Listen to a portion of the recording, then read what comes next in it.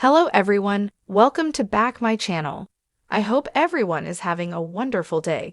Before starting the video, please go ahead and hit the subscribe button. All products and services featured are independently chosen by editors. However, may receive a commission on orders placed through its retail links, and the retailer may receive certain auditable data for accounting purposes. From the moment Heather died on The Young and the Restless, it was clear that there was something more than Sharon's mental breakdown going on in Genoa City. We certainly weren't expecting that something to be Ian and Jordan teaming up for revenge by swapping crimes in a twist on the famous film, Strangers on a Train, though.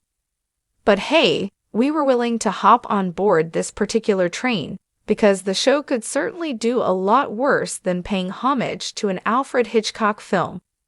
At the end of the day, though, Ian may have wanted to follow the movie a bit closer than he had when he hatched this whole scheme and sprung Jordan from jail. Because the whole point of Strangers on a Train is that the two men who are supposed to swap murders are, as the title suggests, quite literal strangers who meet on the titular train with absolutely no connection to each other.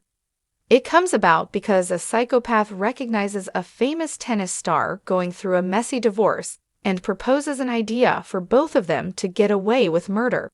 That's it.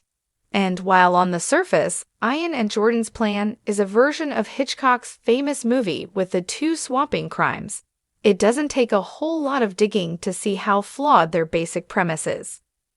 For one thing, once folks start looking into what's really going on and who's actually behind everything, it shouldn't take too much time to narrow down the list of suspects to those with a vendetta against the Newmans, the resources to pull it off, and who are still alive to do it.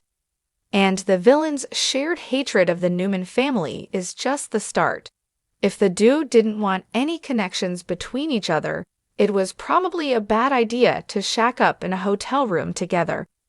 In Strangers on a Train, Guy and Bruno meet on the train, then go their separate ways. They don't spend the entire film living together and planning out their every move. Then there's the fact that Ian got Jordan out of jail by pulling some strings, which is the definition of an incriminating connection. No matter how well he thinks he may have covered his trail, that alone is a fatal flaw built into their plan right from the start. All someone has to do is figure that little tidbit out, and it's game over for them.